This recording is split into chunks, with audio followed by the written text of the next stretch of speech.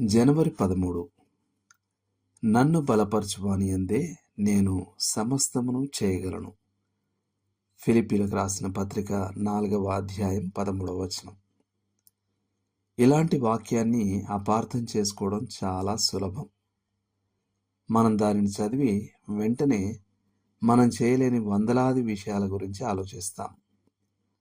ఉదాహరణకు, భౌతిక రంగంలో అతీంద్రియ శక్తి అవసరమయ్యే ఏదో ఒక హాస్యాస్పద విన్యాసాన్ని గురించి ఆలోచిస్తాం. లేదా మనకు అందనంత దూరంలో ఉన్న ఏదో గొప్ప మానసిక విజయం గురించి ఆలోచిస్తాం. కాబట్టి ఆ మాటలు మనకు ఆదరణకు బదులుగా ఒక హింసగా మారతాయి. వాస్తవానికి ఆ వాక్యం యొక్క అర్థం ఏమిటంటే, ప్రభువు మనం ఏం చేయాలని కోరుకుంటాడో దానిని చేయడానికి ఆయన మనకు శక్తిని అనుగ్రహిస్తాడు. ఆయన చిత్తమనే పరిధిలో అసాధ్యమైనవి ఏవీ ఉండవు. పేతురుకు ఈ రహస్యం తెలుసు.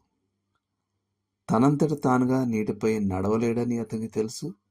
కానీ ప్రభువు తనను అలా చేయమని చెప్తే తాను చేయగలనని కూడా అతనికి తెలుసు. యేసు రమ్ము అని చెప్పగానే పేతురు పడవ దిగి ఆయన వైపు నీటిపై నడిచి వెళ్ళాడు. సాధారణంగా నా ఆజ్ఞకు ఒక పర్వతం సముద్రంలోకి జారిపోదు. కానీ ఆ పర్వతం దేవుని చిత్తాన్ని నెరవేర్చడానికి నాకు అడ్డంగా నిలిస్తే అప్పుడు నేను తొలగిపో అని చెప్పగలను. అది తొలగిపోతుంది.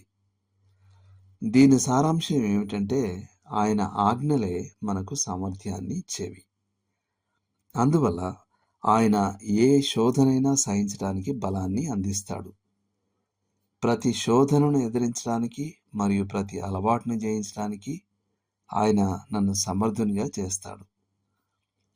పవిత్రమైన ఆలోచన జీవితాన్ని, స్వచ్ఛమైన ఉద్దేశాలను కలిగి ఉండడానికి మరియు ఎల్లప్పుడూ ఆయన హృదయాన్ని సంతోషపరిచే కార్యం చేయడానికి ఆయన నన్ను బలపరుస్తాడు.